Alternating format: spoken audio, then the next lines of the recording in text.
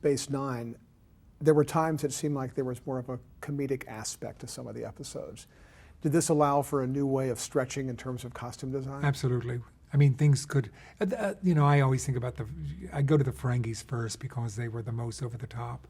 But you could do things that were funnier, that were more comical. You could make fun rather than revere, and that was great to do. I mean, it was interesting, and some of it's because the actors were really great. It was another good cast. I got to say, I don't think we ever had a bad cast. They were all really remarkable individuals, and of course all different and different qualities about them. But it was good. Yeah, but there was opportunity to do funnier things. Were your budgets similar for Next Generation and Deep Space Nine? Yes, they were. Yes, they were. I just got, as I said previously, more bang for the buck because we could overlap. Now, the Klingons were more prominent in Deep Space Nine. They were. What was it? It just encapsulates sort of the evolution from the original Klingons to what they were in this series. Well, I took the silhouette and I just made them. The uniforms essentially remained the same. We had to have a lot more of them, so we made duplicates in less expensive modes. But when they went into civilian clothes, I just took the nature of that, of these sort of warriors, and figured out how to do that in a way that was,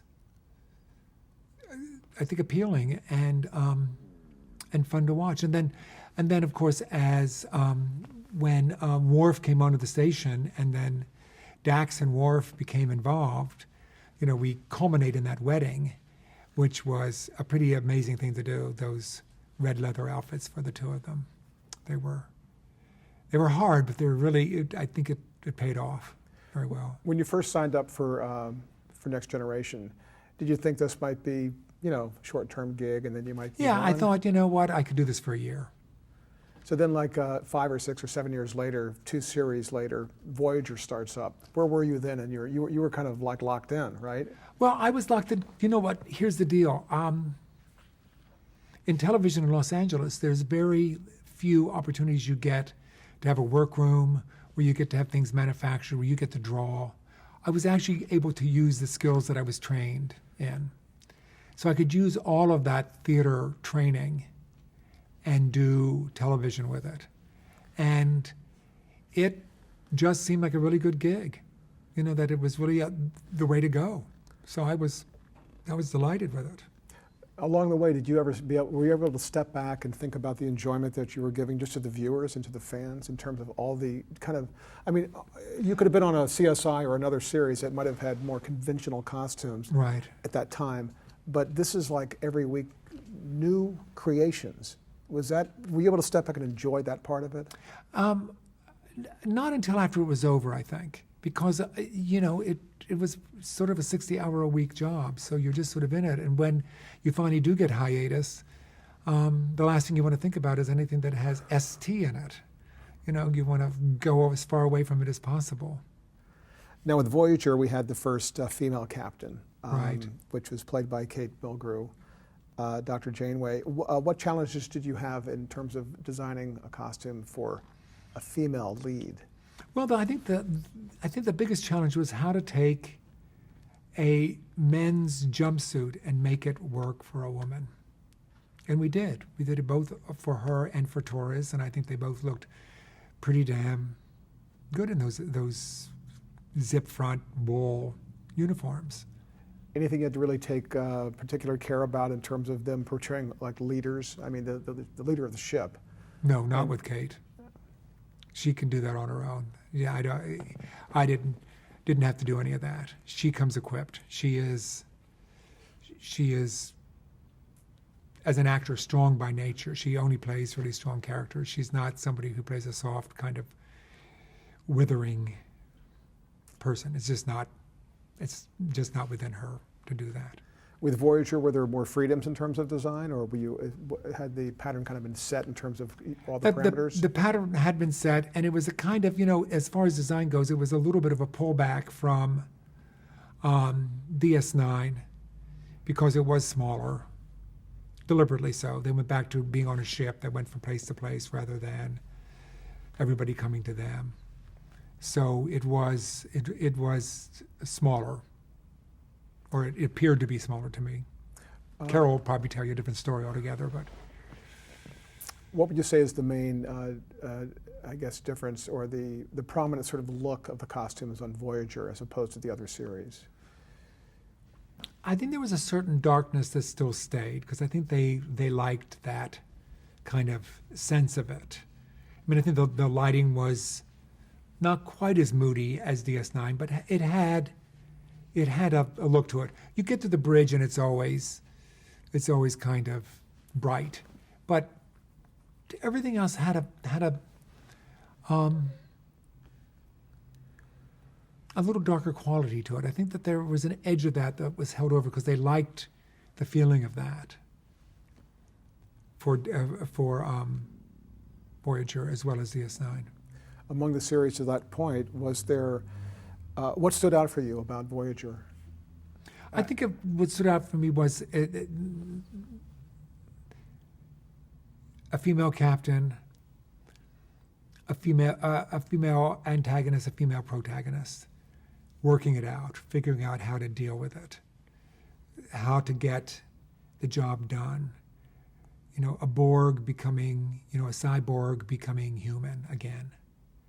And in that process, not unlike Data, experience emotions as he became human as well, or more human. And just that intrigue was very interesting. And then along comes Enterprise. And along comes Enterprise. So where were you in your thinking at that point? I was very excited about Enterprise. I thought I was nervous about it because I thought we were splitting the hair one more time, and I was worried about that. I was from the get-go. I just thought, how are they going to make this fresh? And they didn't want to, the first 2 seasons, they didn't want to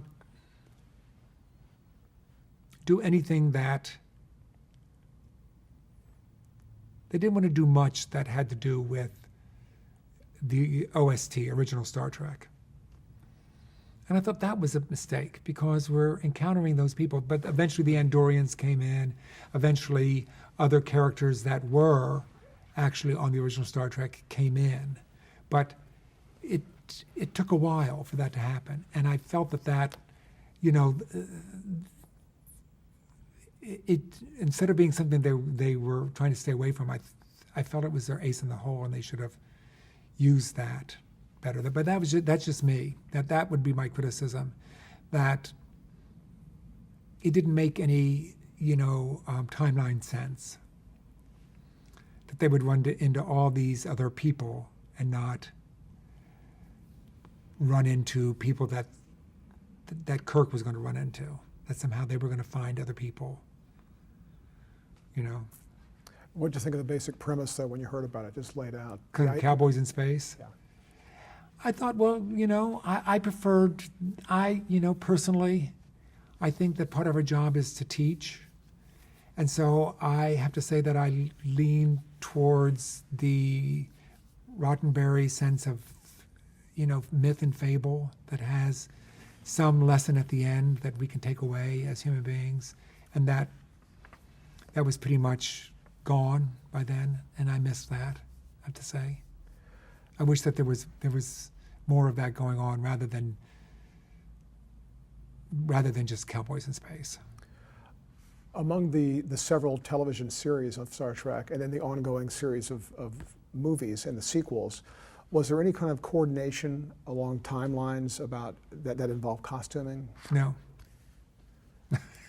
It's, we would go back to,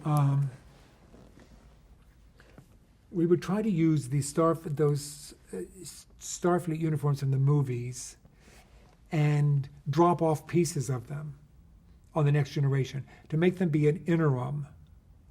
So it wasn't what they were in, but it wasn't what the movie was in. It was some sort of halfway thing, and it just looked half-baked. I did the best I could do, but just never, it never rang true to me. It just looked like we were trying to do something else, rather when we should maybe just put them in those uniforms completely and not try to mess around with them. So no grids like, here's this series, here's this movie, here's this, let's stay away from the movies. Let's stay away from the original series. So if there was a timeline in the uniforms for the TV series, not counting the original one, there's a timeline there. There's a history there. But if you're saying, if that block of episodes, was there a connect to the movies or to the original series, I would say no. And then Enterprise was the first Star Trek television series that was broadcast in HD, high def. Right. How did that impact on how you designed, what fabrics you used, colors, everything basically? You know what, I design and have things manufactured as if we're sitting right here, as if it is high definition. So I didn't have to do anything because I'd already been doing it for years. I mean, things were not shoddily finished. They were all finished well. In fact, when they did the, was it Christie's who did the big auction? Or Sotheby's, one of the two. Christie's in New York, I think.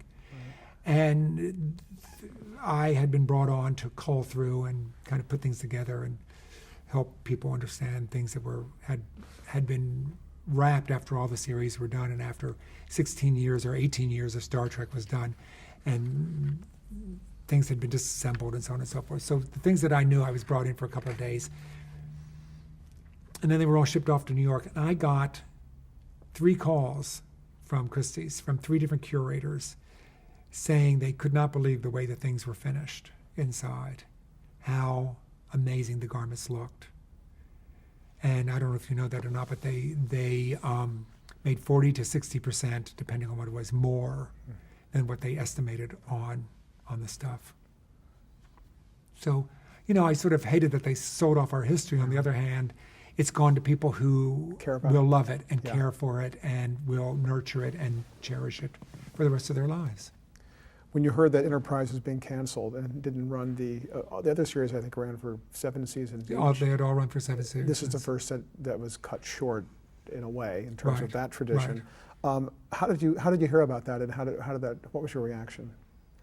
I think we all heard about it. Sort of, we knew there was trouble, I think, but we didn't. We all, we were hoping against hope, just that sort of thing. I was sad. I mean, I think in that last season, people became very disgruntled, and there was a lot of, in the 4th season, I think the actors were unhappy. I think they could see that the episodes were not, the numbers just kept decreasing, and sadly, you have to think about that. I didn't want it to be over. I really liked, I had a decade and a half, I had gone to the same parking structure, to the same building, to the same, it's like having a corporate job in a way. Right. And it was over. Now, having said that, it also changed my life, so I don't have many complaints about it. But in the moment, I was sad about it, and, what will I do? And, of course, one does.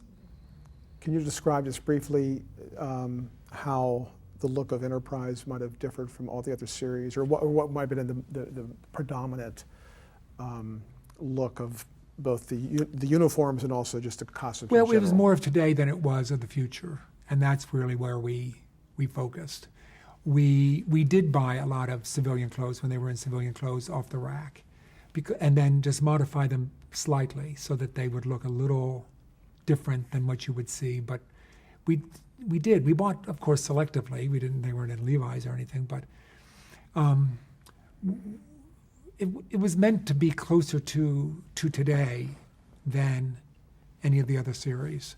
So I would err on that side, and Rick and I would have conversations. He would say, well, don't you think it should be spacey? And I said, no, it shouldn't be. aren't we just that, are we 2050 or something? We're not, it's not that far away. It's 49 years. Look at our history 49 years ago, what we were wearing. It's not that different. So it was, on some levels, it was easier. Some, like all of them, they all have their own issues. And as if you weren't busy enough, you were involved with several of the Star Trek features too. How did that? Well, I did one about? feature, and I think my focus was split because I was still doing the series, and I think it didn't work out. I think it was I should have been able to just walk away. It didn't work out. So I think that Rick felt that when the next series came up, and several times he had offered me stuff and then had to renege on it because whether the studio or whatever. So, but I got it. I mean, their golden ring was me doing the series. I knew how to do it. I was really successful at it. But the time I left, I had 9 Emmy nominations. I was being acknowledged for the work that I was doing. So I can't really. Yeah. So I've lost the thread. I'm sorry. Well, no, just about the features. In Generations, you were, at some point, you were designing costumes for the characters of Kirk and Scotty. Is that right? Well, I did for Generations. I did. For Generations? Yeah, I did the whole movie. That one I did the whole movie. But First Contact is when I just started doing the Starfleet uniforms, and that was it. Okay. Any particular feelings about kind of redesigning costumes for these? Well, I mean, you're designing things for icons. It was amazing. But Shatner he was so charming and so, and I said, okay, here's the uniform, and this is what I think's wrong with it, and what bothers me about it, and can we do this? Would you mind if I did this and this and this and this? And he was like, no. Oh, wow, I see what you're talking about. So it was gratifying, and I enjoyed his company, and he was very, very pleasant to deal with. What was the difference between designing for the series, television series, and a feature? Well, I think that the difference designing for it is that it was Rick's first movie, and I think ultimately we came at it too much like a television series and not enough like a movie. And tried to cut corners and tried to do things in inexpensive ways to stay within a budget line, and ultimately it wasn't the way to do it. So it sounds like maybe you could have had more freedom, but did you feel sort of trained by the television experience? Correct. I think if that opportunity came around, I would do it another way.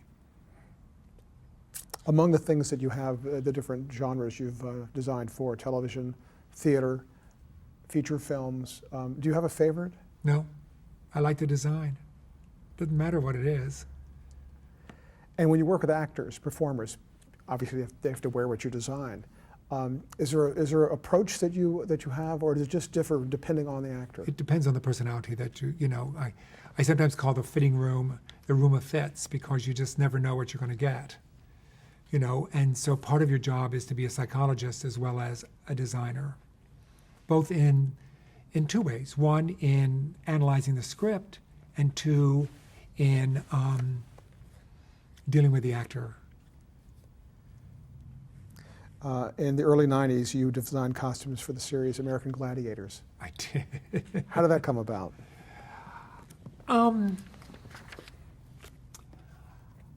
They were doing it, and they had somebody do it the year before, I think. And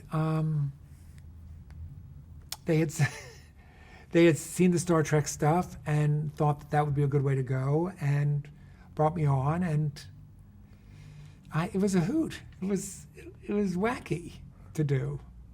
It's not, there's no they're characters, but they're characters based on the physique of an athlete, and and a kind of an attitude that they're going to assume. So it was it was a hoot. But I think they saw the Star Trek work and then wanted, thought that I would be good at that. And I was. I mean, they were pretty successful for what they wanted. When you design costumes for a female character who is recurring and maybe there's a weight change or she gets pregnant, what's your immediate challenge to solve that? It's tough.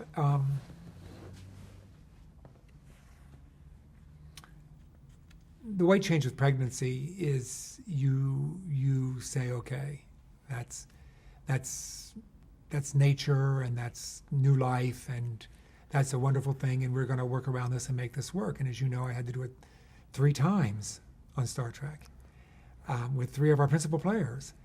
When the actor is putting on weight or losing weight, it happens either way, there is something, they're unhappy in some way. And the easiest indicator is that there's something changing in their physical form.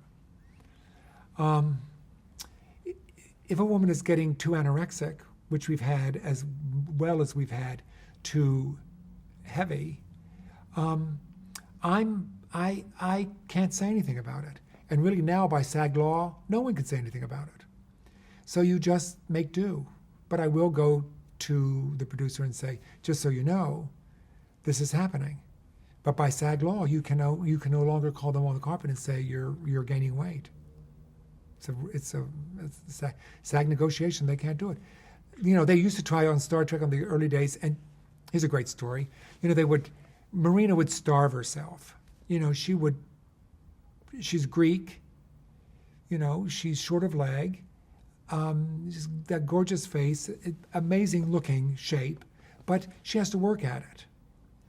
And they would floor mount cameras right in front of her seat on the deck, and she would get up out of her chair and turn around and walk up the ramp, and they would have a wide angle lens on it. So, there's not a woman in the world that can fight that unless you're the size of a pencil, because it's just going to make you broad. And finally I went to Rick and say, okay, maybe floor mounted wide angle lenses are not a good idea. Because look at this. This looks terrible, and she doesn't look this way. This is not about her. This is about how we're photographing her. And that was a little bit of my job. I would take dailies up and go, okay, I think this lighting is not good mostly for the women, because guys can get away with murder in this business, but women cannot. They have to keep a look going, sadly. Did your Did that the idea of how they're photographed enters into the world of directors? Did that was that something that you usually didn't have any conflict with, or did you have input there in terms of say that again? In terms of how the actors looked because of maybe directorial choices or technical choices? Did you have input there? No. I always have input after the fact and just say I don't think this should happen again. However this was shot. If this is okay with you, that's fine, Rick. But it doesn't seem okay to me, and it doesn't seem like we're selling heroes and heroines. Now maybe I'm mistaken here, but that is what I would say to him, and then he would make that judgment call and figure out what he would do about it. What would you say the legacy of Star Trek is? I think Star Trek gave television the permission to have a sci-fi channel, to do all those things. It gave Battlestar Galactica another chance. It gave a lot of stuff opportunities again to do things and to move forward with that. Don't you see that something can be long running and can be the same family pretty much for 16 years and succeed? Where do you find your inspiration? In the text, the words. It's how I'm trained. I'm pretty much hardwired that way. If I don't get it from the words to begin with, if it's not on the page, then I have to start annoying people and asking them, questions that they may not like, but or may not want to hear because they haven't figured that out yet either. But that's what I do. Would you say there's a Bob Blackman style of design? I would like to think not. I'd like to think that I'm versatile enough that I can do different things and that they would look differently. Can you briefly tell me about your experience designing for Pushing Daisies?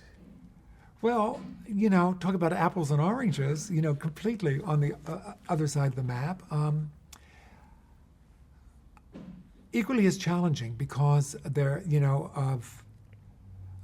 were color restrictions there. No blue except in the sky. So you think, well, that's not very hard, but all of a sudden there's so many things that are blue. It was wonderfully challenging. Of any kind of hour-long television in that kind of detective mode, though it was the most curious detective show ever, I still got to build lots of clothes. I still got to put things together in ways that were really unique, that didn't look like anything else on television, and was able to move forward. I suppose, thinking right now, if anything, there is something I suppose is theatrical about my work, but I'd like not to think that, but I think that's probably the case, at least on the projects that I get. There tends to be something that's theatrical about the work. Daisies, again, it was not a conventional type of show. No. Is that why you came onto that show? Because of your background? Well, I think that's why I was asked to do the show, yeah. I think that's because I'm not conventional. And I tell you, I go into interviews for all of these CSI and Melrose Place and those shows, and I'm never chosen. I'm always the second choice, because whether it's because of what I've done previously or maybe I don't have the right words to let them know that I can do what they need done, though I think I can. I think I can do anything anybody wants me to do. I know that sounds arrogant and kind of egotistical, but I just feel that that's what designers do. That's what you do. You're presented with this project and you do that project. There may be some that you're more comfortable with and you prefer to do, but I don't like to have a comfort zone, really. I'd like to work out of my comfort zone. Well, what kind of a project would you love to do? Well, I would like to do something like one of those television shows in which you have to go and shop it all, just because I've never done one, and see what I could do and see how that would work out. It would be an interesting thing. It would be an interesting thing to do. I perhaps I would become, terribly bored and push the envelope in ways that they wouldn't want. I don't know, but it's just because I haven't done it. I guess I want to do the Ice Follies. I want to do the circus. I want to do, Cirque du Soleil. Now, those are big theatrical things. Right. I've already done Ibsen, Chekhov, Shakespeare, Aeschylus. I've done all that. So I feel like those things I can do, but I've kind of done that part of, written performance. So I'm just looking to the next opportunities. How do you think television has changed in the 20 years since you started on Next Generation, 1989? It's changed a lot. I mean, I think it's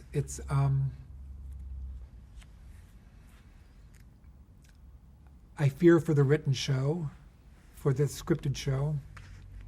I think that's going to be that these reality things, these dancing with the whatever, the world's greatest whatever, are taking a lot away from things that are scripted, that require a little bit more meaning, perhaps, rather than just straight out entertainment and entertainment only. That things that might make you think a little bit. I feel like those are slipping away. We find them more on cable than we do on network television now. Okay. I think we have to change tape briefly. What would be your advice to an aspiring costume designer who wants to work in television? Oh.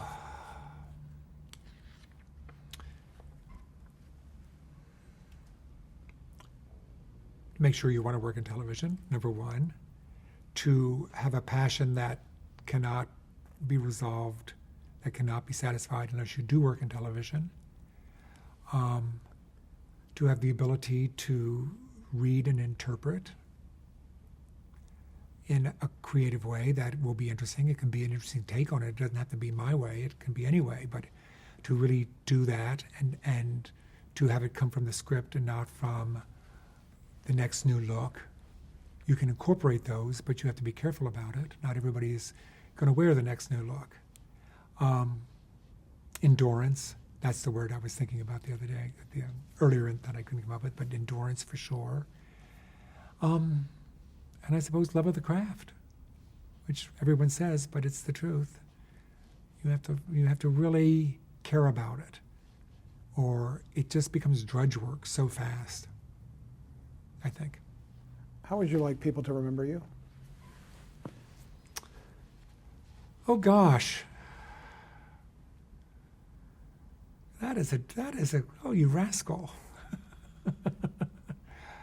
I would like people to remember me as a good designer, and with that as a better than good, as an excellent collaborator, as a person that thought